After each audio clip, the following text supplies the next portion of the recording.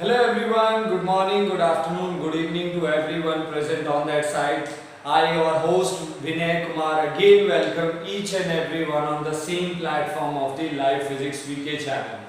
So students, as you know that we are dealing with the chapter of the physics class 12 named as the EMI, means electromagnetic induction, where we get to know about a new information that how the EMF can be induced by changing the magnetic flux. तो वो हम लोगों ने consider किए. Now we can get to know that we have also the EMF induction in any coil by self or itself and by of the neighboring coil itself. Means आप लोग EMF फिर भी बना सकते हैं, means EMF बनाया जा सकता है कॉइल अगर वो खुद के साथ फ्लक्स लिंक करे एंड द नेबरिंग कॉइल की वजह से भी. So the EMF induced in the coil due to the current change in the nearby coil or the neighbor coil or the adjacent coil, that phenomena was known as mutual induction. So our previous lecture was totally completely dedicated on that topic named as a mutual induction. So as you know that in the previous lecture मैंने आप लोगों के साथ बात किया था और मैंने आप लोगों को clarify किया था that we are going to pick one more topic from the future or the upcoming chapter AC, and that chapter and that topic from that chapter is transformer.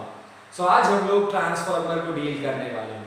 Okay, एक बात मैं क्लियर कर देना चाहता हूँ जो मैं आप लोगों को प्लीज बार बार इस वर्ड को बोल रहा हूँ, that we have AC, we have you can say the energy stored in inductor. These are the chapter जिसको मैं बोल रहा हूँ कि वो आपके फ्यूचर चैप्टर यानी AC चैप्टर से पिक करके मैं आप लोगों के यहाँ पे लाया हूँ. प्लीज आई एम टॉकिंग और I am giving from the reference of the various reference books. So बहुत सारी ऐसी रेफरेंस बुक्स हैं जो मार्केट में अवेलेबल है जिसको आप फॉलो करते होंगे अपार्ट फ्रॉम एनसीईआरटी. उन रेफरेंस बुक्स में इन टॉपिक को आगे रखा गया है, तो मैं उस पॉइंट ऑफ व्यू से हमेशा मींस उन रेफरेंस को ध्यान में रखते हुए आप लोगों को बताता हूं कि वो अगर आप किसी रेफरेंस बुक को देखते हो तो वो आपको फ्यूचर चैप्टर यानी एसी में मिलेंगे, बट हम लोग इसे यहीं पे करेंगे. Okay, so let's start with this chapter, this topic and this topic named as the transformer. Okay, इस चीज के बारे में हम लोगों ने सबने सुना भी है, देखा भी है. ओके, शायद मेरा वर्ड पहला गलत हो, शायद कि सुना भी है, तो मोस्ट ऑफ यू शायद इस वर्ड को लेके थोड़ा सा न्यू टर्म और एक तरीके से कहते हैं ना सरप्राइजिंगली वर्ड, और एक नई जब भी कभी एक नया टर्म सामने आता है तो लगता है यार ये क्या होगा. बट आप लोगों ने डेफिनेटली, मैं इस चीज के साथ 100% श्योर हूं कि आप लोगों ने इस चीज को पक्का जरूर देखा होगा, ट्रांसफार्मर. शायद आप इस नेम से फैमिलियर नहीं होंगे, तो जिस चीज को आपने देखा शायद आप उसे लोकल में अपने सराउंडिंग में आप उसे कुछ और नाम से बुलाते होंगे, बट दैट ट्रांसफार्मर जो आप लोगों ने देखा होगा. तो चलिए मैं पहले उसके बारे में विजुअलाइजेशन और उसके बारे में आइडिया दे देता हूं कि वो आप लोगों ने देखा कहां है. So you all have seen that आपके जिस भी नेटिव एरिया में आप लोग रहते हैं, चाहे आप लोग सिटी के अंदर किसी कॉलोनी के अंदर हैं या फिर आप विलेज के अंदर रहते हैं या फिर कहीं पर भी अगर आपका स्टे है, सो आप लोगों ने देखा होगा कि आपके certain groups of the houses का एक बड़ा सा टैंकी टाइप में होता है, टैंक टाइप में. ओके, सो 2 पोल्स के बीच में उसे एस्टैब्लिश करके रखा जाता है जो आपकी मेन सप्लाई से आती है और उसमें से सप्लाई आपके घरों तक प्रोवाइड करवाई जाती है. सो now the point is transformer, जिसे हम लोग आम भाषा में, और मैंने यहाँ पे शिफ्ट होने के बाद जो लोकल भाषा में, आम भाषा में जो सुना है, जिन लोगों से सुना है, तो शायद आप लोग भी वही टर्म और वही ज्यादा चीज विलेज में यूज करते होंगे, और उसे क्या बुलाते हैं, बिजली का टंकी, लाइट का टंकी बुलाते हैं जिसे हम लोग, आई थिंक यही बोलते हैं. तो आई थिंक लाइट का टंकी और बिजली का टंकी तो आई थिंक सब लोगों ने देखा होगा ना. ओके, तो वो देखा हुआ है सबने. तो टेक्निकली उसे मैं क्लियर कर देना चाहता हूं, दैट लाइट का टंकी या बिजली का टंकी जिसे आप कॉल करते हैं, that is called as transformer. उसे ही हम लोग ट्रांसफार्मर बुलाते हैं. तो प्लीज इस बात को आपसे याद रखेंगे. Now before starting to the topic, इस टॉपिक को एक्सप्लेन करते टाइम कि ये क्या है, किस पे काम करता है, कैसे, इसके फॉर्मूले सब कुछ बनाने से पहले एक छोटी सी रिक्वेस्ट है जिसे मैं चाहूंगा कि हम लोग अपनी डेली लाइफ में इस चीज को बिल्कुल क्लियर कर लें और डेली लाइफ में इस चीज को आज से करेक्ट करेंगे। और अगर कोई इस बात को गलत करता है तो उसे हम लोग करेक्ट करने जाएंगे। सो फर्स्ट ऑफ ऑल मैं आपको आइडिया दे देता हूँ कि ट्रांसफार्मर जो आपका काम करने वाला है उसका काम है, अगर आपकी वोल्टेज मेन सप्लाई से बहुत ज्यादा आ रही है, क्योंकि various several hundreds of several thousands of volt आती है, बट आप जानते हो कि हमारे घरों की जो सप्लाई है वो 220 वोल्ट पे ही रिस्ट्रिक्टेड रह जाती है, यानी हमारी रिक्वायरमेंट 220 वोल्ट एसी की है।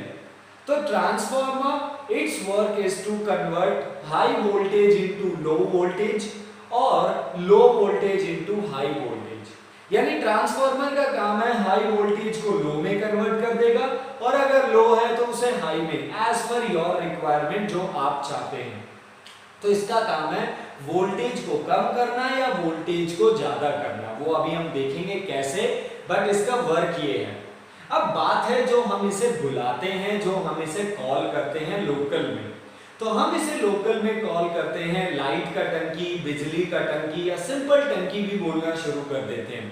तो जब कभी भी कोई ब्लास्ट होता है या फिर कुछ होता है तो सब, मैंने भी अपने नेटिव अपने अंकल से यही सुना हुआ है कि वो लोग ये बोलते हो टंकी पे ब्लास्ट हो गया है, या लाइट की टंकी खराब हो गई, या लाइट की टंकी को बदलने के लिए इलेक्ट्रिशियंस आए हैं, इंजीनियर्स आए हैं जो लाइट की टंकी को बदलने के लिए आए। तो पहले यहाँ पे क्लियर कर देता हूँ, बिकॉज द वर्ड टैंकी दैट वी यूज, जो टंकी वर्ड हम लोग यूज करते हैं वो डायरेक्टली रिप्रेजेंट करता है टैंक वर्ड को।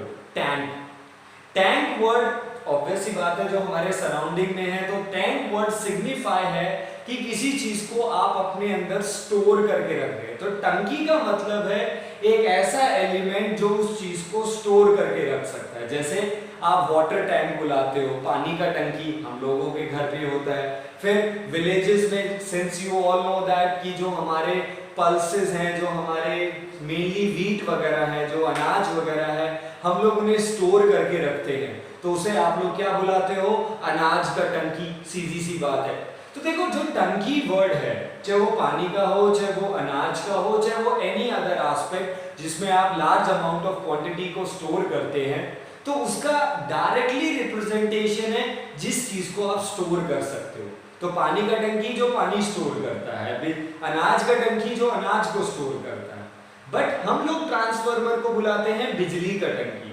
तो डेफिनेटली लेट मी क्लियर, क्योंकि कई बार बच्चों को ये जो सिग्निफिकेंस है, जो राइमिंग बन रही है, पानी का टंकी, अनाज का टंकी, ऐसे ही बिजली का टंकी, तो ये कंफ्यूजन क्रिएट करता है कि बिजली का टंकी क्या वो बिजली यानी लाइट को स्टोर करके रख रहा है? नो।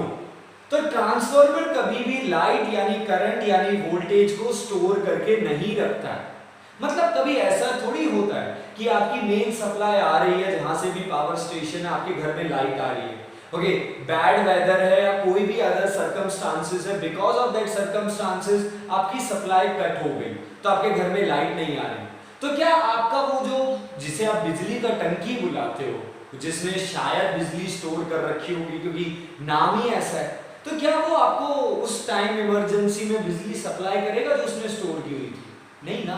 देखो पानी का टंकी है, आपने पानी स्टोर कर लिया, जब आपकी रिक्वायरमेंट है, चाहे आपका मेन सप्लाई कट हो जाए, जब आपको रिक्वायरमेंट है आप टैप ओपन करके उसमें से पानी यूज कर सकते हैं जब तक आपका पानी का टंकी खाली नहीं हो जाता। सेम ऐसे ही अनाज की टंकी, मैं उन्हीं एग्जांपल्स को ले रहा हूं जो हमारे लोकल एरियाज में, आप उसमें फिल कर देते हैं, स्टोर कर देते हैं और जब आपकी रिक्वायरमेंट होती है आप ले लेते हो। क्या ट्रांसफार्मर यानी उस बिजली की टंकी के साथ ऐसा होता है? आई थिंक ऐसा नहीं होता है। तो please it's my suggestion to each and everyone out there, let's correct something in our daily life. हमारी डेली लाइफ में एक चीज है जिसे हम लोग करेक्ट करना चाहेंगे। तो आप तो देखते हैं कि स्टार्टिंग से जब से इलेक्ट्रिसिटी, मैग्नेटिक, कुछ ना कुछ हम लोग ऐसा देख रहे हैं जो हमारी डेली लाइफ से कनेक्टेड है। जैसे एसी जनरेटर हम लोगों ने देखा हुआ है। तो लोगों को बताइए कि वो किस चीज पे काम करता है, कैसे करता है। यही आपकी नॉलेज का एक्सप्लोरेशन है। यहीं से आपको पता चलता है कि आपने फिजिक्स को सीखा है, आपने उसे समझा है, एंड मोस्ट इंपॉर्टेंटली आपने उसे अपनी लाइफ में इंप्लीमेंट किया है। तो प्लीज इस ट्रांसफार्मर वाले पॉइंट पे सबसे रिक्वेस्ट है कि हम लोग आज से इसे बिजली का टंकी बुलाना बंद कर देंगे. Call it as a transformer. And secondly, if someone call this as a बिजली का टंकी, तो उससे फिर ये चीज पूछिए, उससे यही सवाल पूछिए, आप इसे बिजली का टंकी क्यों बुला रहे हैं? क्या ये पानी को, या जैसे पानी का टंकी होता है, अनाज का टंकी, पूछिए उनसे क्यों बुला रहे हैं. क्या ये हमें मेन जब हमें रिक्वायरमेंट होती है तो क्या ये हमें इलेक्ट्रिसिटी सप्लाई कर देगा? अच्छा वहां पे स्टोर ले आओ भाई. नहीं, तो उन्हें बताइए और उनको रेक्टिफाई कीजिए. यही आपकी फिजिक्स की डेली लाइफ में इंप्लीमेंटेशन है. डन है? तो इस चीज को थोड़ा सा करेक्ट करेंगे और इस पॉइंट के साथ चलिए ट्रांसफार्मर पे वर्क करते हैं. तो जैसे मैं आपको डिफाइन कर चुका हूं, what is transformer. So transformer, it is an electrical device. It is an electrical device which converts high voltage into low voltage or low voltage into high voltage. तो ये वो डिवाइस है जो हाई को लो में और लो को हाई वोल्टेज में कन्वर्ट करेगा.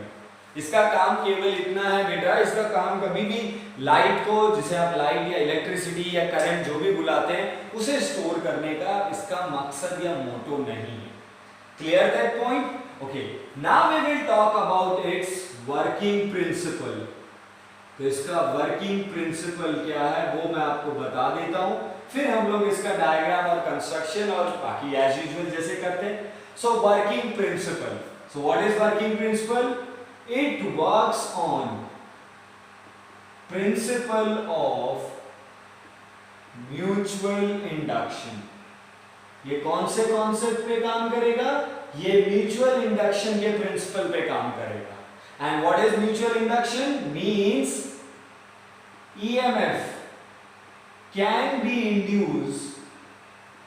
EMF can be induced in secondary coil. In secondary coil by changing current in primary coil. By changing current in primary coil. So it works on the concept of mutual induction. और ये device mutual induction के principal पे काम करता है, जिसे हम लोगों ने प्रीवियस लेक्चर में एनालाइज किया था और स्टडी किया था. तो अगर ये म्यूचुअल इंडक्शन पे काम कर रहा है तो चलो इसे यहीं पे पढ़ लेते हैं.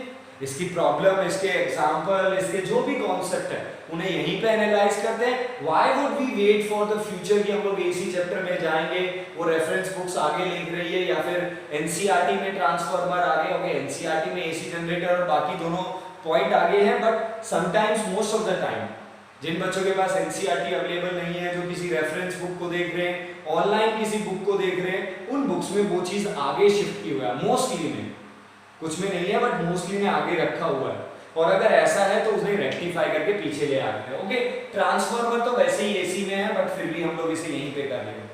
Done with the working principle. Okay, now we will talk about, after definition and working principle, we will talk about the diagram and construction. Okay, तो चलिए अब बात करते हैं डायग्राम के ऊपर. तो चलिए मैं अब आपसे डिस्कस करता हूं the diagram of the transformer. तो सिंस ये म्यूचुअल इंडक्शन पे काम करता है तो इसका डायग्राम मोस्टली प्रोबेबली आपके म्यूचुअल इंडक्शन के जैसा ही है जो हम लोगों ने कल डिस्कस, कल मींस लास्ट लेक्चर में हम लोगों ने स्टडी किया था. बट इसमें कुछ थोड़े बहुत चेंजेस हैं, थोड़ा बहुत चेंज है जिसे हम लोग अभी रेक्टिफाई कर लेंगे. डन.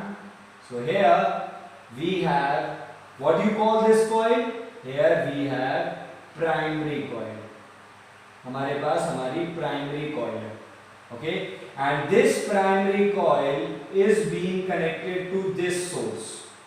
आप लोगों ने इस प्राइमरी कॉइल को किसके साथ कनेक्ट किया है? विद द एसी सोर्स के साथ. एक ऐसे डिवाइस के साथ कनेक्ट किया है जो एसी बना के देता है. और कौन एसी यानी अल्टरनेट करंट बना के देता है? Generator, AC generator. तो यानी हम लोगों ने एसी जनरेटर का आउटपुट यहां पे कनेक्ट किया. चलिए मैं इसके बारे में बात करता हूं, ऐसा क्यों. Okay, after dealing with the mutual induction, जैसे ही हम लोगों ने 2 days प्रायरली या 3 days प्रायरली जब हम लोगों ने लास्ट लेक्चर म्यूचुअल इंडक्शन को डिस्कस किया, I shared on the YouTube, आप लोगों ने उस चीज को देखा, सुन ली, और उसमें से मुझे जो रेक्टिफिकेशन के लिए जो डाउट्स आए वो डाउट्स थे, बट उनमें से एक डाउट है जिसको मैं यहाँ पे पिक करना चाहूंगा. So one of the student asked me that sir why we are using the DC source. हम लोगों ने बैटरी क्यों लगाया? याद कीजिए हम लोगों ने म्यूचुअल इंडक्शन में बैटरी को यूज किया था. एंड ही आस्क्ड दैट कि sir if we are connecting the battery to it, तो बैटरी लगाने से जो करंट चेंज होगा प्राइमरी के अंदर वो for a little bit moment के लिए होगा, एक थोड़ी सी देर के लिए होने वाला, क्योंकि ये आपको मालूम है battery is the source of DC. Battery DC का सोर्स है, डायरेक्ट करंट का सोर्स है, बट वो डायरेक्ट करंट 0 से 10 एम्पियर जा रहा है, जैसे हम लोगों ने सेल्फ में डिस्कस किया था, सेल्फ इंडक्शन में, तो वो करंट बढ़ेगा धीरे धीरे, बट थोड़ी देर के बाद वो 10 एम्पियर पे पहुंच जाएगा और फिर कांस्टेंट रहेगा. और जैसे ही बैटरी अपना करंट कांस्टेंट यानी मैक्सिमम पे पहुंच जाएगी तो आपके प्राइमरी में कोई करंट चेंज नहीं होगा, तो उसकी वजह से मैग्नेटिक फील्ड में भी कोई चेंज नहीं होगा.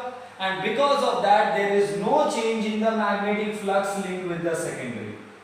और अगर सेकेंडरी में फ्लक्स लिंक में अगर कोई चेंज ही नहीं है, so I think we can't talk about the induction of the EMF in the secondary. तो ये थी बैटरी का इश्यू जो उन्होंने वेल पिक्ड किया और उस चीज को हमारे सामने रखा.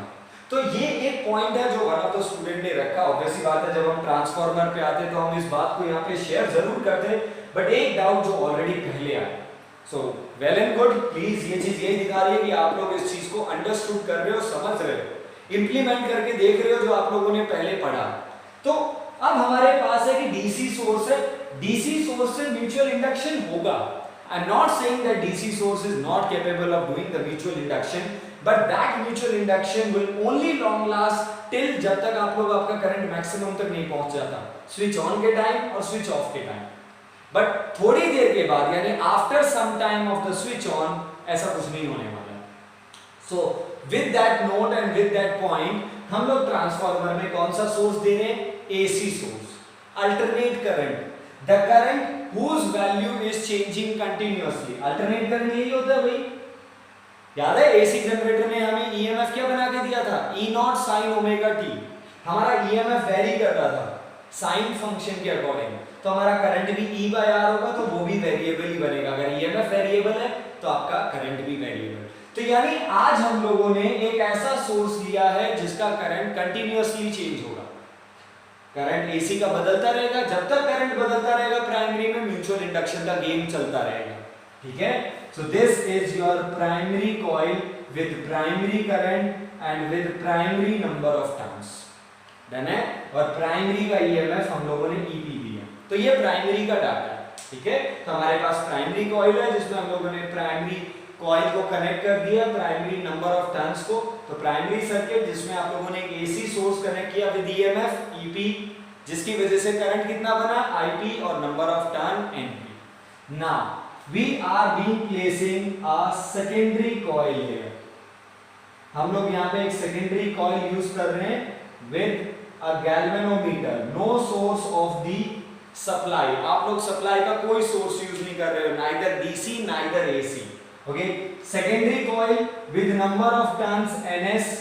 सेकेंडरी कॉइल में भी करंट बनेगा, वो मैं आपको ऑलरेडी समझा चुका हूं क्यों बनेगा, बिकॉज प्राइमरी में करंट चेंज हो रहा है और सेकेंडरी में एक ईएमएफ भी होगा. ईएमएफ बनेगा तभी करंट बनेगा. तो यानी जो प्राइमरी कॉइल में जो करंट चेंज हो रहा है बिकॉज ऑफ एसी, तो उसकी वजह से एक मैग्नेटिक फील्ड चेंज होगी. जो मैग्नेटिक फील्ड प्राइमरी में चेंज होगी वो किसके साथ जाके लिंक होगी? सेकेंडरी के साथ जाके लिंक होगी.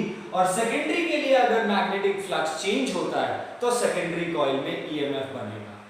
Got that point? और सिंस प्राइमरी की वजह से सेकेंडरी में बन रहा है, so we call this phenomena as a mutual induction. और to represent the mutual induction we use this symbol. तो एवरीवन आज से ये सिंबल यूज करना शुरू कर दीजिए. मींस अगर किसी भी टू कॉइल्स में म्यूचुअल इंडक्शन हो रहा है या फिर अगर आप उसे रिप्रेजेंट करना चाहते हैं, so to represent the mutual induction in between the two coils we use these two parallel lines. क्या यूज करते हैं? हम पैरेलल लाइंस को यूज करते हैं जो ये दिखाती हैं, ये रिप्रेजेंट करती हैं कि प्राइमरी की वजह से सेकेंडरी में कुछ इंडक्शन हो रहा है। Okay, so this is itself the diagram of the transformer. So I hope definition clear है, नोटेड डाउन कर ली, वर्किंग प्रिंसिपल। सो डायग्राम आप लोगों को क्लियर हो गया होगा हमारा, डन है? तो डायग्राम क्लियर है। सो डायग्राम मैंने जैसे आपको कहा ना, एज यूजुअल वही डायग्राम है जो म्यूचुअल इंडक्शन का था, तो ट्रांसफार्मर का सर्किट डायग्राम भी यही है, बेसिक। ओके, अब ट्रांसफार्मर का अगर सर्किट डायग्राम यही है तो बस एक थोड़ा सा चेंज किया हम लोगों ने, यहाँ पे एसी सोर्स यूज कर लिया। ओके, और म्यूचुअल इंडक्शन को रिप्रेजेंट करने के लिए we are using the parallel lines. Got that point? So let's talk about its working. तो चलिए इसकी वर्किंग के बारे में बात करते हैं। Okay, not so nothing so important, क्योंकि इसमें कोई ज्यादा हार्ड एंड फास्ट और ज्यादा कॉम्प्लिकेटेड कोई कॉन्स्टिट्यूएंट पार्ट्स नहीं है, जैसे साइक्लोट्रॉन। ओके, आई नो वो हमारे सिलेबस से हट गया है, बट फिर भी जब हमने साइक्लोट्रॉन पढ़ा था हमारे पास कुछ पार्ट्स थे, जैसे डीज, एसी फ्रीक्वेंसी का सोर्स था हमारे पास, होलो डीज थी, मैग्नेट्स थे, वैक्यूम चैम्बर था, विंडो। तो हम लोगों ने पार्ट्स को डिस्क्राइब किया। जब हम लोग एसी जनरेटर के पास गए तो हमारे पास भी फिर वही था। क्या था हमारे पास? हमारे पास ये था कि भाई हमारे पास कंस्टिट्यूएंट पार्ट्स है, जैसे मैग्नेट थे, आर्मेचर था, स्लिप रिंग थी, कार्बन ब्रशेस। तो इट मीन जब भी हम किसी डिवाइस को एक्सप्लेन करने जाते हैं या पढ़ते आते हैं तो अब तक हमारे पास इंपॉर्टेंट पार्ट्स है। अब यहाँ पे कुछ नथिंग सो मच इंपॉर्टेंट और nothing so much new part नहीं है। एसी सोर्स मालूम है, कॉइल सबको मालूम है, गैल्वेनोमीटर सबको मालूम है, तो ऐसा कोई कॉन्स्टिट्यूएंट और नया पार्ट नहीं है। तो इसलिए हम लोग इसकी कंस्ट्रक्शन को सेपरेटली नहीं लिखेंगे, इसकी कंस्ट्रक्शन को इसकी वर्किंग में ही इंक्लूड कर देंगे। Okay, so let's start with that. So transformer includes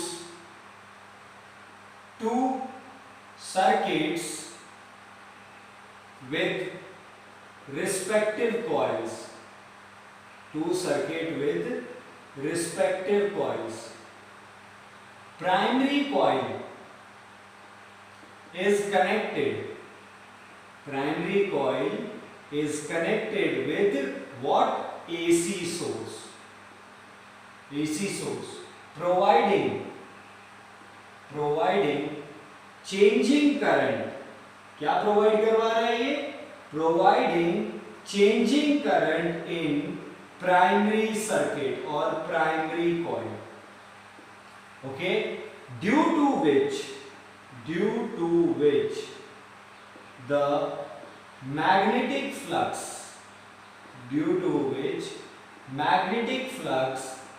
link with secondary coil.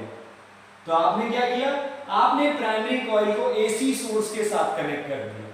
AC source एक ऐसा सोर्स जिसमें आपका करंट का वैल्यू कंटिन्यूअसली बदल रहा है, और जब आपने उसे एसी सोर्स के साथ कनेक्ट किया तो उसकी वजह से सेकेंडरी कॉइल का magnetic flux link with secondary coil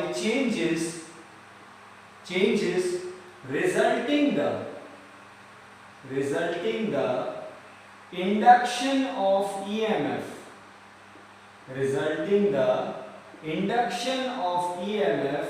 in secondary coil, और इससे आपके सेकेंडरी कॉइल में EMF इंड्यूस होगा।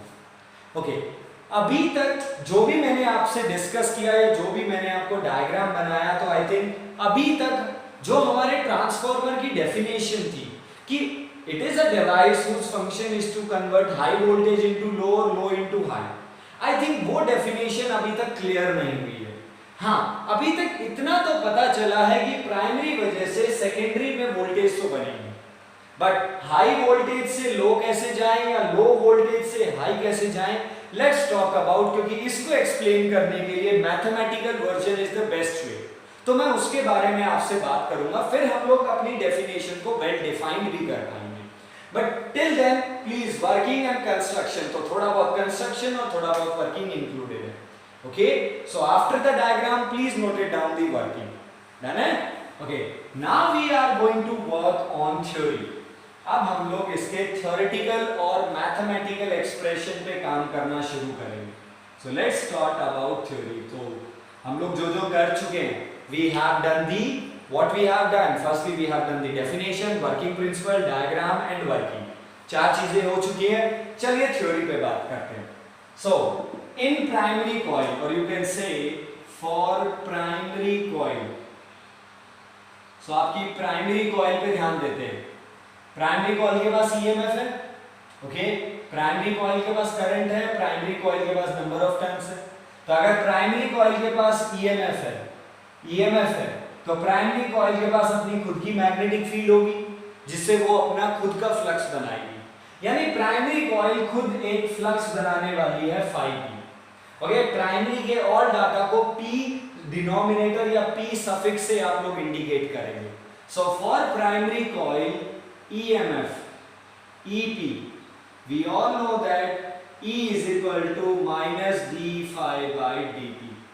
So हमारे पास EMF का जर्नल फॉर्मूला होता है जो फ्लक्स के साथ लिंक होता है, that EP is always equal to minus NP d phi p by dt.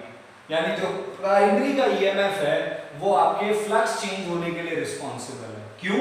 क्योंकि जो प्राइमरी का EMF है वो AC सोर्स है, अल्टरनेट वोल्टेज, जिसकी वजह से अल्टरनेट करंट होगा, जिसकी वजह से मैग्नेटिक फील्ड बदलेगी, जिसकी वजह से फ्लक्स बदलेगा प्राइमरी का. अब ये जो प्राइमरी का फ्लक्स बदला है, जो प्राइमरी के पास था, वो फ्लक्स किसके साथ जाके लिंक होगा? सेकेंडरी के लिए. So everyone, for secondary coil EMF induce, since secondary coil में कोई EMF हमने प्रोवाइड नहीं करवाया था, तो वहां पे EMF इंड्यूस होगा. कितना? Minus ns d phi s by dt. सो कितना फ्लक्स EMF इंड्यूस होगा? भाई कितने नंबर ऑफ टर्न्स हैं, कितना फ्लक्स सेकेंडरी के साथ लिंक हुआ. So how much flux is being linked with the secondary coil and in a same time interval. क्योंकि देखो जितने टाइम इंटरवल में यहां चेंज होगा उतने ही टाइम पीरियड में यहां पे होगा. Means both the coils, either your primary और ये हमारी रेड वाली सेकेंडरी है. ठीक है, आप लोग कहीं ये ना सोचो सब लिखा ही नहीं आपने, तो यार पढ़ चुके हैं हम लोग. सो इन बोथ द कॉइल्स ये जो काम हो रहा है, जो प्राइमरी में EMF इंड्यूस हुआ, सॉरी जो आपने प्रोवाइड किया जिससे फ्लक्स चेंज हुआ, जो कि सेकेंडरी में जाके लिंक हुआ, both the coils are working simultaneously. इस वर्ड को क्लियर कर देता हूं. दोनों coils simultaneously work कर रहे हैं. What is the meaning of simultaneous? They are working at the same time. तो जितना टाइम आपको प्राइमरी के फ्लक्स चेंज करने की वजह में लगा, उतने ही टाइम में सेकेंडरी के साथ लिंक होके EMF बनाया, तो dt दोनों में सेम होगा. बट दोनों के नंबर ऑफ टर्न्स अलग है, तो फ्लक्स सिंस ऑब्वियस ही बात है. So since both coils are, or since you let both coils are totally close to each other. हम ये मान के चल रहे हैं दोनों कॉइल एक दूसरे के बहुत पास हैं. तो इसका मतलब ये हुआ जितना फ्लक्स प्राइमरी ने चेंज किया था, जितना फ्लक्स इस प्राइमरी वाले ने चेंज किया उस टाइम में, यानी जितना फ्लक्स गिवन टाइम में प्राइमरी ने बनाया, उतना ही फ्लक्स सेकेंडरी के साथ जाके लिंक हुआ होगा. ये चीज हम एज्यूम करके चल रहे हैं. हम ये मान के चल रहे हैं कि अगर हमारे प्राइमरी कॉइल ने 10 वेबर बनाया है, तो वही 10 वेबर हमारी सेकेंडरी के साथ जाके लिंक हुआ होगा. तो यानी फ्लक्स में कोई लॉस नहीं हुआ. ऐसा नहीं हुआ कि प्राइमरी 10 वेबर बना रहा है और सेकेंडरी तक केवल 5 वेबर ही बच रहा है. ठीक है, तो गवर्नमेंट वाला काम नहीं करते हैं कि गवर्नमेंट ने किसी भी वर्क के लिए या किसी भी रोड बनाने के लिए ग्रांट पास की, मान लीजिए सेवरल थाउजेंड करोड़ रुपीस की. तो एक एग्जांपल ले ले, मतलब सरकार ने अगर मान लीजिए 1000 रुपीस का अगर कुछ सिस्टम चलाया और वो आदमी तक पहुंचते पहुंचते इस 1000 के 100 ही बच गए, बाकी बीच में गायब होते रहे, है ना. सुना है ना ऐसा. तो हम ये एज्यूम करके चल रहे हैं कि ऐसा नहीं हो रहा है. जितना भी आपने फ्लक्स प्राइमरी में बनाया वो सारा का सारा सेकेंडरी तक पहुंचा है. इसका मतलब दोनों फ्लक्स चेंज बराबर है. So now by equation 2 divided by equation 1, तो 2 को 1 से डिवाइड करते हैं, ES divided by EP. So EMF in secondary divided by EMF in primary. Secondary negative NS d phi s by dt divided by negative NP d phi p by dt. Done, negative cancel with the negative, dt cancel with the dt क्योंकि same time में हो रहा है, और d phi b cancel with the d phi s। क्यों? क्योंकि अभी अभी हमने अज्यूम किया कि हम ये मान के चल रहे हैं जितना प्राइमरी फ्लक्स बना रहा है वो सारा का सारा सेकेंडरी के साथ जाके लिंक हो रहा होगा। तो अगर ऐसा है तो आपको ES by EP क्या मिला? NS by NP। So we got a relation here and very much important relation for the numericals of the transformer। Transformer के न्यूमेरिकल्स के लिए ये आपका वेरी मच इंपॉर्टेंट रिलेशन है जिसको आपको समझना है और आपके पास आएगा। ES by EP is equal to NS by NP means EMF in secondary divided by EMF in primary is always equal to NS by NP। Done है? अब चलिए यहां से मैं आपको अब इंटरेस्टिंग बात और आपको ट्रांसफॉर्मर की एक्चुअल डेफिनेशन बताता हूं कि वो कैसे काम करता है। तो इतना तो हमें क्लियर हो गया कि अगर हम प्राइमरी में एसी सोर्स प्रोवाइड करवाते हैं, ऐसी वोल्टेज प्रोवाइड करवाते हैं जो चेंजिंग है, उसकी वजह से सेकेंडरी में ईएमएफ बनेगा, म्यूचुअल इंडक्शन। बट सवाल ये उठता है कि वो लो को हाई और हाई को लो में कैसे करेगा, तो उसका जवाब यहाँ पे है। तो यहां से केस बनाते हैं, case number 1, if NS is greater than NP, what is the meaning of that? इसका मतलब क्या है? Number of secondary turns, secondary के जो नंबर ऑफ टर्न्स हैं वो प्राइमरी के नंबर ऑफ टर्न्स से अगर ज्यादा हो जाएं, तो अगर NS NP से ज्यादा है तो which voltage is going to be greater? Then ES is going to be greater than EP। समझे इस पॉइंट को कि अगर आपके पास सेकेंडरी की टर्न्स ज्यादा हैं तो सेकेंडरी में EMF ज्यादा बनेगा, क्योंकि ये आप जानते हैं कि जो EMF इंड्यूस है वो नंबर ऑफ टर्न्स के साथ डायरेक्टली प्रोपोर्शनल है। मीन जितने ज्यादा number of turns in the coil होंगे आपका EMF यानी वोल्टेज इंडक्शन उतना ही स्ट्रॉन्ग बनेगा। तो यहाँ पे कॉन्सेप्ट क्लियर हुआ कि NS ग्रेटर देन SP। अगर सेकेंडरी के टर्न्स प्राइमरी से ज्यादा हैं तो आपकी सेकेंडरी की वोल्टेज ज्यादा होगी, इसका मतलब प्राइमरी की वोल्टेज कम होगी, और अगर प्राइमरी की वोल्टेज कम है तो इसका मतलब प्राइमरी लो वोल्टेज हो गया और सेकेंडरी हाई वोल्टेज हो गया। इसका मतलब आपने लो वोल्टेज प्राइमरी में दिया और आउटपुट में क्या मिली? High voltage. और ये कैसे कर सकते हैं? सेकेंडरी के नंबर ऑफ टर्न्स प्राइमरी से ज्यादा करके। सो बाय दिस मैनर हम लोग लो वोल्टेज को किस में कन्वर्ट करते हैं? हाई वोल्टेज में। And such type of transformer को हम लोग बुलाते हैं स्टेप अप ट्रांसफॉर्मर। इस ट्रांसफॉर्मर को आप क्या बुलाएंगे? You will call this transformer as a step up transformer. सीढ़ियों पे चढ़ते ना, स्टेप अप, सीढ़ी से ऊपर चढ़ना है, मतलब लो से हाई में जाना है। और ये कब पॉसिबल है? जब आप number of turns in secondary ज्यादा करेंगे। Got that point? Similarly we will talk about case number 2। ऐसे ही हम लोग केस नंबर 2 के बारे में बात करेंगे। And case 2 is if NP is greater than NS, means primary के टर्न्स सेकेंडरी से ज्यादा है। एक बार इसके बारे में सोच के बताइए, सोचिए please. Have you got this? Idea आया? तो अगर हम लोग प्राइमरी के टर्न ज्यादा रखें और सेकेंडरी के कम, तो यानी एक्चुअल में आप बोल सकते हो if NS is less than NP। भाई बात तो वही है। तो अगर आपके सेकेंडरी के टर्न्स प्राइमरी से कम है तो sorry, greater, my mistake, if NS is less than NP. So if number of turns in secondary is less than number of turns in primary, then ES would be less than EP. इसका मतलब इस बार आपने जो provide करवाया है, जो primary voltage है वो हाई होगी और जो आउटपुट मिलेगा वो लो होगा। And by this manner we can convert high voltage into low voltage, and such type of transformer is called as step down transformer। ऐसे ट्रांसफॉर्मर को आप लोग क्या बुलाओगे? Step down transformer. So now you can conclude, क्योंकि इस theory ने अब आपको बहुत सारे सवालों के जवाब दे दिए होंगे, आई होप। तो आपका जो सबसे मेन सवाल था कि सर हाई को लो में और लो को हाई में कैसे कन्वर्ट करता है, ये तो पता चला कि सेकेंडरी में वोल्टेज बन गई, सेकेंडरी में करंट बन गया, गैल्वेनोमीटर उसे दिखा देगा। बट अभी क्वेश्चन ये है कि वो लो को हाई में और हाई को लो में कैसे करेगा, वो हम लोगों ने यहाँ पे डिसाइड कर लिया कि अगर आप सेकेंडरी के टर्म्स ज्यादा करेंगे तो सेकेंडरी में ईएमएफ भी ज्यादा होगा, इसलिए आप उस ट्रांसफार्मर को स्टेप अप बुलाएंगे जो लो से हाई में जाता है। अगर आप सेकेंडरी के टर्म कम करोगे तो सेकेंडरी की वोल्टेज भी ईएमएफ यानी ईएमएफ इंड्यूस भी कम होगी and you will call this as a step down transformer. Clear? So now the diagram that I have made, वो डायग्राम जो मैंने बनाया है जिससे मैं आपको समझाने की कोशिश कर रहा हूं, कैन यू क्लासिफाई मैंने कौन से पर्टिकुलर टाइप के ट्रांसफार्मर को बनाया, whether it is step up और स्टेप डाउन। ऑब्वियस सी बात है, अब आपको ट्रांसफार्मर की टू कैटेगरीज और दो टाइप्स पता चल गए। The two types of transformer are here, step up and step down. ये मैं आगे नहीं, पहले नहीं बता सकता था क्योंकि अब रीजन के साथ है तो अब मैं बता सकता हूं। तो जो डायग्राम मैंने आपके सामने बनाया, can you just elaborate which type of transformer is that? तो साफ साफ दिख रहे हैं यहाँ पे, number of turns in primary ज्यादा है, number of turn in secondary मैंने कम रखे।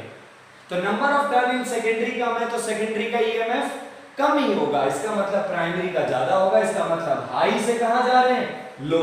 तो बेसिकली जो डायग्राम मैंने आपके सामने रखा था, that diagram is step down transformer. Okay, तो नाउ वेयर द डायग्राम, जहां पे आप लोगों ने अपना डायग्राम बनाया है उस डायग्राम में जाके प्लीज अपने इसको मेंशन कर लीजिए कि ये स्टेप डाउन ट्रांसफार्मर था।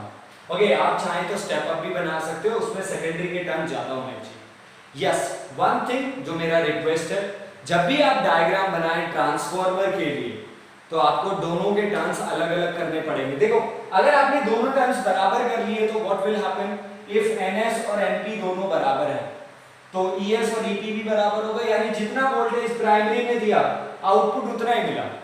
और इससे हमें क्या फायदा हुआ, भाई जितना दे रहे थे उतना ही मिल रहा है, तो एक काम करो ना, इसे डायरेक्ट ही आउटपुट के साथ कनेक्ट कर दो। So for that we never take NS is equal to NP. तो इसलिए कभी भी डायग्राम में दोनों टर्म्स इक्वल मत कीजिए, और जिसको भी कम रख रहे हैं प्लीज एटलीस्ट उसे इतना कम रखिए कि अगर कोई एग्जामिनर, टीचर या आप अगर खुद भी देख रहे हैं तो आपको क्लियरली दिखना चाहिए यस ये लेसर ये ग्रेटर है। ऐसे नहीं कि क्राउडेड भर दिया और फिर आप बोल रहे हो यस सर काउंट कर लो सर, इसमें 18 है तो इसमें 17 है, देखो मैंने एक कम रखा है। तो एटलीस्ट ऐसा तो नहीं हो सकता है बहुत ज्यादा, तो टीचर को वो क्लियर दिखना चाहिए कि वो लेस है। ओके, और यहाँ पे एक छोटे से पॉइंट के बारे में और बात करूंगा, this NS by NP, number of turn in secondary to the number of turn in primary, इस रेशियो को हम लोग बुलाते हैं ट्रांसफॉर्मर रेशियो। क्या बुलाओगे इसे? We call this as a transformer ratio, NS by NP ना कि NP by NS, क्योंकि आप फ्यूचर में आप लोग न्यूमेरिकल्स देखोगे कि कुछ न्यूमेरिकल ऐसे हैं जिनमें डायरेक्ट लिखा है transformer ratio is 1000। It means teacher is providing the ratio of number of turn in secondary to the number of turn in primary. Am I clear with this theoretical portion? Okay, थोड़ा सा theoretical portion बाकी है, मैं उस पे आऊँगा, but till then क्या मैं clear हुई यहाँ तक? डन है? तो I think हम classification भी clear है, ये भी पता चल गया कब ज्यादा होगा कब कम होगा, तो ये भी clear होगा कि कौन से टर्न ज्यादा होंगे तो कौन सी वोल्टेज ज्यादा होगी। डन है? चलिए, now we will discuss some more theoretical points and some more definition about it। चलिए और बात करते हैं। तो जो अभी रिजल्ट निकाला उसे मैं पहले ऊपर लिख लेता हूँ। We got ES by EP is equal to NS by NP। हमारा first formula for the transformer बन गया। now the one small term जो मैं आपके साथ डिस्कस करना चाहता हूँ, and that small term is efficiency of transformer। And I think you all are being pretty much familiar about this word efficiency। efficiency से आप लोग बहुत ज़्यादा familiar होंगे। efficiency of Carnot cycle सबसे मेन तो यही है, क्लास 11 थर्मोडायनेमिक में आपने पढ़ा था Carnot cycle की efficiency। तो efficiency और इंजन में भी हम यूज करते हैं, भाई इस इंजन की efficiency क्या है, इस मोटर की efficiency क्या है। so efficiency क्या है first of all? So efficiency, अगर मैं केवल efficiency के बारे में बात करूं, so efficiency it is always the ratio of output to the input।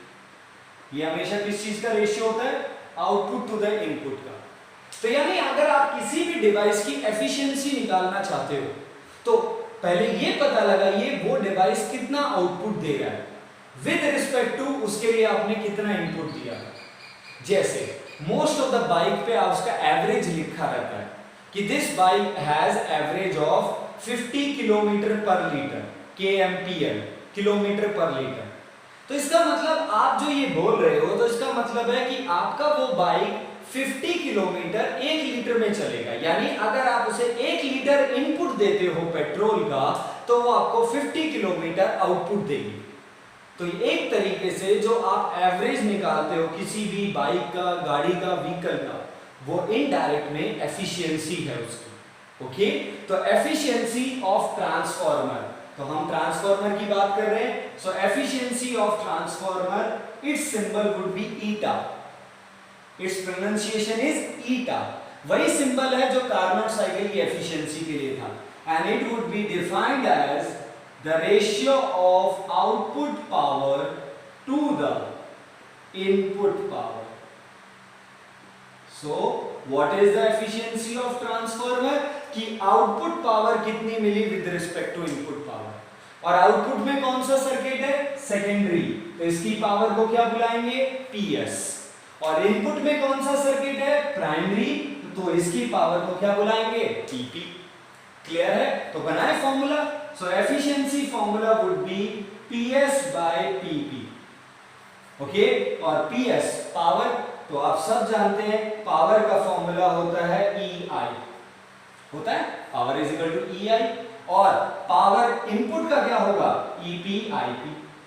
तो पावर का general formula since power is equal to P is equal to VI होता है, वोल्टेज इनटू करंट। तो प्राइमरी की वोल्टेज है EP और current है IP, secondary की वोल्टेज है ES और करंट है IS। तो हमारे पास एफिशिएंसी का फॉर्मूला क्या बन गया? ES/IS divided by EP/IP। Okay, now in percentage, किसमें? परसेंटेज की टर्म में। तो परसेंटेज एफिशिएंसी निकालने के लिए हम लोग क्या करेंगे? 100 से मल्टीप्लाई कर देंगे, it would B 100 multiply. So this is the formula for efficiency in percentage. So efficiency in percentage, ES/IS divided by EP/IP into 100%. अब यहाँ पे एक छोटा सा पॉइंट है जो मैं न्यूमेरिकल पॉइंट ऑफ व्यू से बोलता हूँ। If in the numerical teacher says the efficiency of transformer is 80%, तो बताइए इसे कैसे लिखोगे? How you will write? You will write 80 is equal to ES/IS divided by EP/IP into 100. 80%। देखो बात सुनिए, मैं आपसे बोलता हूं एफिशिएंसी कितनी है। If I ask you, please listen the statement very much carefully. What is the efficiency? So you will say, sir, efficiency is 80%. तो ये है बेटा एफिशिएंसी। तो अगर आप इस फॉर्मूले को यूज करते हो तो आप इसे लिखोगे 80% ES/IS डिवाइडेड बाय EP/IP। अगले स्टेप में परसेंटेज हटाओगे तो डिवाइड बाय 100 होगा, और नेक्स्ट स्टेप में ये 100 यहाँ पे मल्टीप्लाई हो जाएगा। बट ऑलरेडी ये क्या है? इसे क्या बुलाओगे? इसे एफिशिएंसी बुलाएंगे? नो, इसे बुलाएंगे एफिशिएंसी इन परसेंटेज। मतलब परसेंटेज वर्ड ऑलरेडी पहले से इंक्लूड है। अब मैं अगर आपसे ये पूछूं what is the efficiency in percentage, तो आपका आंसर क्या होगा? 80 only numerical value. How much marks you obtain in the 10th class? Obviously बात, अगर आप 11th में आए तो 10th और इन फ्यूचर अगर आपसे कोई पूछे how much marks you obtain, तो आप बोलेंगे sir I obtain 91%, 82%, 75%। But if I ask you how much percentage that you got, मैं परसेंटेज पहले ही पूछ लेता हूं कि तुम्हें कितना परसेंट मिला, तो आप क्या बोलोगे? Sir 70। That is the appropriate way of answering. That means you are giving the percentage already, तो आपको बाद में नहीं बोलना है। तो सेम अगर आप परसेंटेज वाला फॉर्मूला यूज कर रहे हो तो ऑलरेडी 100 आ चुका है, तो आपको यहाँ पे 80% नहीं करना है, जो आपसे गलती होता है। आप यहाँ पे 80% करेंगे और अगले स्टेप में 100 से डिवाइड कर देंगे, क्योंकि यही सिखाया गया कि परसेंटेज हटाते तो 100 आता है, और फिर वो 100 यहाँ पे जाके क्या बन जाएगा वो तो आप ही समझो। तो इस बात को सब याद रखेंगे न्यूमेरिकल पॉइंट ऑफ व्यू से। ठीक है, तो एफिशिएंसी अगर परसेंटेज में है तो फॉर्मूला यूज करो, बट परसेंटेज मत लगाओ फिर। तो efficiency in percentage, that is all about transformer efficiency. अब इसमें एक छोटा सा केस है, case if transformer is ideal, transformer is ideal, अगर आपका आइडियल ट्रांसफार्मर है, आइडियल मतलब बेस्ट, बेस्ट मतलब जिसमें कोई लॉस नहीं हो रहा, मतलब एफिशिएंसी परसेंटेज में कितनी है 100, तो एफिशिएंसी 100% है, मतलब 100% है बिल्कुल एफिशिएंसी।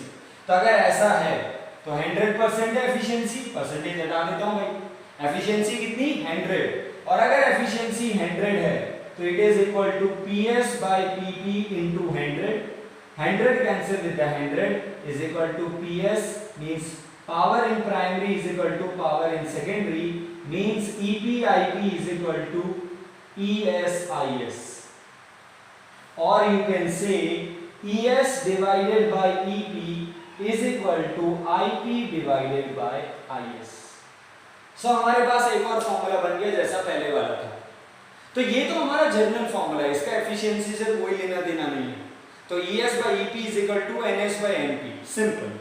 बट हम इस फॉर्मूले को, जो फॉर्मूला मैंने आपके सामने लास्ट में रखा है, ES by EP means voltage in secondary to the voltage in primary is always equal to current in primary to the current in secondary। अगर ऐसा है, अगर आप ये फॉर्मूला यूज करना चाहते हो तो please let me clear, this formula would only be valid if the transformer has 100% efficiency or if the transformer is called as ideal transformer। तो अगर ट्रांसफार्मर को आइडियल बताया गया है तो ही आप लोग इस फॉर्मूले को यूज करेंगे, अदरवाइज अगर उसकी एफिशिएंसी है तो यहां से आपको काम है। So if I give you the overview of the transformer for the numerical point of view 1, 2 and 3, आपके पास केवल 3 ही फॉर्मूलेज हैं जो आपको यूज करने हैं, जस्ट ऑल 3, इससे बाहर कुछ नहीं है। आप न्यूमेरिकल्स को चेकआउट करेंगे, you will get the some numericals, 4-5 numericals हैं जो आपको डिस्क्रिप्शन बॉक्स में लिंक में मिलेंगे। Download that description box link, means उस पे क्लिक कीजिए, उसे डाउनलोड कीजिए and get to that assignment and let me know that whether you are comfortable. Very easy numericals होते हैं, बस इसमें थोड़ा सा ध्यान में रखना, हर बार नहीं एप्लीकेबल होगा ये फॉर्मूला, ये तभी एप्लीकेबल होगा जब ट्रांसफार्मर आइडियल है। तो न्यूमेरिकल में मेंशन होगा efficiency is 100%, transformer is ideal, तब ये आपको यूज करना है।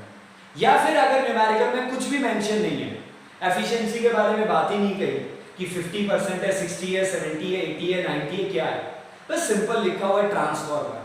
तो ना तो आइडियल लिखा ना एफिशिएंसी की बात की, तो आप बाय डिफॉल्ट उसे आइडियल मान के चलेंगे। क्लियर है? Am I clear up to here? Mathematical version, the theoretical version of transformer is being completed.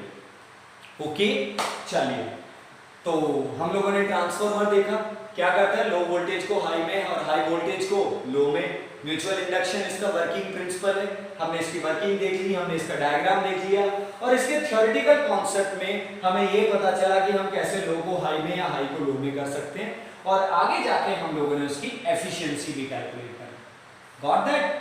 अब आते हैं कुछ इंपॉर्टेंट फाइनल पॉइंट पे, और वो फाइनल पॉइंट है आपका कुछ इंपॉर्टेंट चीजें जो आपको समझनी है, जो मैं आपसे 2 पॉइंट डिस्कस करूंगा।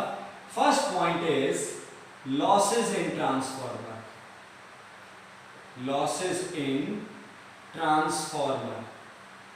तो वैसे तो हमने कह दिया कि ट्रांसफार्मर आइडियल है, but you all know that कि कोई भी ऐसी डिवाइस हमारे पास अवेलेबल नहीं है जो 100% एफिशिएंसी दे सके। ये तो थर्मोडायनेमिक का आई थिंक आपका सेकंड लॉ ऑफ थर्मोडायनेमिक है, that engine can't be construct with the 100% of efficiency. तो लॉस तो होगा ही होगा। तो आज हम लोग उन्हीं लॉसेस के बारे में बात करेंगे, and first loss is called as copper loss. तो देखिए, हमारे पास टर्न्स है, क्या है ये टर्न्स, नंबर ऑफ टर्न्स है, तो डेफिनेटली हम लोग एक ऐसे वायर को लेंगे जिसकी कंडक्टिविटी अच्छी हो, और ज्यादातर हम लोग कॉपर वायर लेते हैं। वाइंडिंग्स के लिए आपको मालूम है कॉपर वायर ही प्रेफरेबल है, but you all know that copper is a conductor, conductor है, उसमें से करंट पास होगा। करंट पास होगा तो वो कॉपर थोड़ी देर के बाद हीट भी होगा। हीट होगा तो आपको मालूम है कि कंडक्टर का जो रेजिस्टेंस है वो टेम्परेचर के साथ डायरेक्टली प्रोपोर्शनल होता है फॉर द कंडक्टर, और कॉपर कंडक्टर है। तो अगर आपका कॉपर हीट होता है तो आफ्टर सम टाइम आपका रेजिस्टेंस इंक्रीज हो जाएगा, और रेजिस्टेंस अगर इंक्रीज होगा तो और हीट बनेगी, तो यानी आपकी एनर्जी हीट की फॉर्म में लॉस होगी। So by using the copper wire हमारे पास कुछ ना कुछ एनर्जी, हम कॉपर यूज कर रहे हैं, आपको मालूम है अवेलेबिलिटी को देखते हुए, मार्केट में उसकी वैल्यू कितनी है, उसका कॉस्ट प्राइस कितना है, और उसकी कंडक्टिविटी सबको देखते हुए copper is the best suitable wire for the winding. चाहे आप सोलिनॉइड बना रहे हो, चाहे जहां पे भी वाइंडिंग कर रहे हो, चाहे आर्मेचर ऑफ एसी जनरेटर कर रहे हो, कुछ भी कर रहे हो, जहां पे वाइंडिंग की बात आ गई कॉपर यूज करेंगे। और कंडक्टर है तो भाई हीट तो होगा ही होगा। So what is the copper loss? That due to flow of current through coil some amount of energy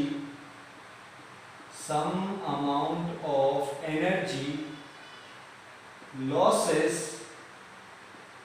in the form of heat through copper wire, through which wire? Copper wire. तो उस copper wire से कुछ heat loss होगी, और कुछ heat अगर loss होती है तो आपका कुछ ना कुछ एनर्जी लॉस हो गया, तो 100% तो नहीं हो सकता। ओके, जब न्यूमेरिकल की बात आती है तो बात अलग है, बट एक्चुअलिटी में उसके लॉस देखते हैं। सेकेंड लॉस जिसके बारे में हम लोग बात करेंगे, and second loss is magnetising loss. Second loss क्या है? मैग्नेटाइजिंग लॉस है। So you all know that कि जब भी कॉपर वायर की बात आती है और जब भी वाइंडिंग का बात आता है, whenever we talk about the windings, so हम लोग उन वाइंडिंग्स में सॉफ्ट आयरन रखना पसंद करते हैं। We always prefer to place soft iron in between the windings, and you all know that कि हम लोग ऐसा क्यों करते हैं? Because soft iron is a ferromagnetic material, और जब एक फेरोमैग्नेटिक मटीरियल को आप किसी भी एक्सटर्नल मैग्नेटिक फील्ड में रखते हैं तो वो मैग्नेटाइज हो जाता है, और अगर वो मैग्नेटाइज हुआ, जैसे प्राइमरी में मैग्नेटिक फील्ड तो है करंट की वजह से, आपने कॉपर वायर की वाइंडिंग के अंदर सॉफ्ट आयरन और रख दिया, अब इससे क्या होगा कि सॉफ्ट आयरन मैग्नेटाइज हो जाएगा। अगर वो मैग्नेटाइज होगा तो मैग्नेटिक फील्ड की स्ट्रेंथ और बढ़ जाएगी, और अगर मैग्नेटिक फील्ड की स्ट्रेंथ बढ़ेगी तो आगे जाके फ्लक्स और ज्यादा लिंक होगा, तो ईएमएफ और अच्छा बनेगा। यानी ट्रांसफार्मर के इफेक्ट को अच्छा बनाने के लिए हम लोग सॉफ्ट आयरन रखते हैं जो मैग्नेटाइज होता है। बट यहां पे एक प्रॉब्लम है एसी सोर्स। हमने एसी सोर्स इसलिए लिया ताकि करंट लगातार बदलता रहे और म्यूचुअल इंडक्शन काम करता है, इसलिए हम लोगों ने एसी सोर्स को यूज किया था यहाँ पे। बट इस एसी सोर्स से साइड बाय साइड यहाँ पे इसका बेनिफिट है, बट एक नुकसान भी हुआ कि क्या कि एक बार आपका करंट तो पॉजिटिव साइकिल में आएगा, तो उसकी वजह से आपके क्या नाम है इसका, सॉफ्ट आयरन का मैग्नेटाइजेशन हो जाएगा, वो मैग्नेट बन गया। बट अगली ही बार में, अगली हाफ साइकिल में करंट अपोजिट डायरेक्शन में आएगा। अब अगर करंट अपोजिट डायरेक्शन में आता है तो वो आपके उस सॉफ्ट आयरन को अपोजिट डायरेक्शन में मैग्नेट बनाने की कोशिश करेगा। तो आपका 2 टेस्ला पहले ही बन चुका था, नॉर्थ साउथ बन गया। अब जब अपोजिट साइकिल का करंट आएगा वो इसे नॉर्थ और इसे साउथ बनाने की कोशिश करेगा। अब इसके लिए जो ऑलरेडी पहले मैग्नेटिक बिहेवियर है उसे खत्म करना पड़ेगा। तो यानी होगा क्या, जब आप किसी भी सॉफ्ट आयरन को या किसी भी मैग्नेटिक मटेरियल को एसी के साथ कनेक्ट करते हैं तो इससे होगा क्या कि आपका मटेरियल एक बार तो मैग्नेटाइज होगा और एक बार वापस से मटेरियल बन जाएगा, फिर मैग्नेटाइज होगा, फिर मटेरियल बन जाएगा। ओके, जब मैग्नेटाइज हो रहा है तब तो हमें फायदा है strong magnetic field, but demagnetise होने में हमें क्या फायदा है?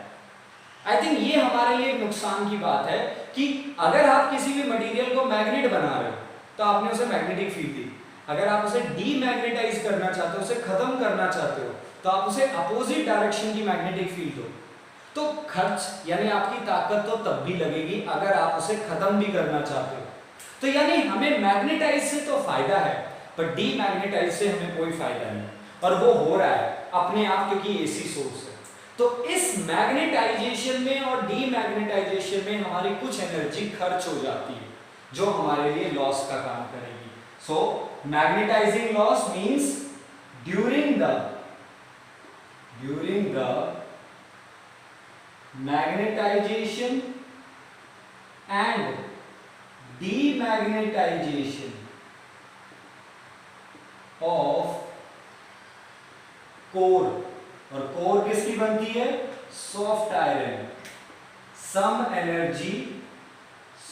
एनर्जी लॉसेस, और इसी लॉस को आप लोग क्या बुलाओगे?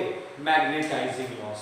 तो पहला हीट की फॉर्म में एनर्जी लॉस होगी कॉपर वायर से, दूसरा जो सॉफ्ट आयरन डाला था उसमें एनर्जी लॉस होगी, तीसरा जो लॉस हमें देखने को मिलता है वो है flux leakage loss. So flux leakage जैसा इसका नाम है, तो हम लोगों ने स्टार्टिंग में एक चीज एज्यूम किया था, क्या? कि भाई जितना फ्लक्स प्राइमरी कॉइल बनाएगा सेम अमाउंट ऑफ सारा का सारा फ्लक्स सेकेंडरी के साथ जाके लिंक हो जाएगा, that we assumed. But reality में ऐसा नहीं होता है कि कुछ ना कुछ फ्लक्स तो लॉस हो ही जाता है। तो some amount of flux induced by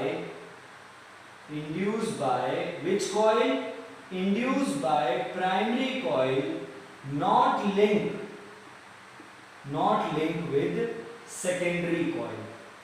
तो कुछ आपका क्या कहते हैं फ्लक्स जो प्राइमरी में बनाया था वो सेकेंडरी के साथ लिंक नहीं होता है, and this loss is called as flux leakage loss.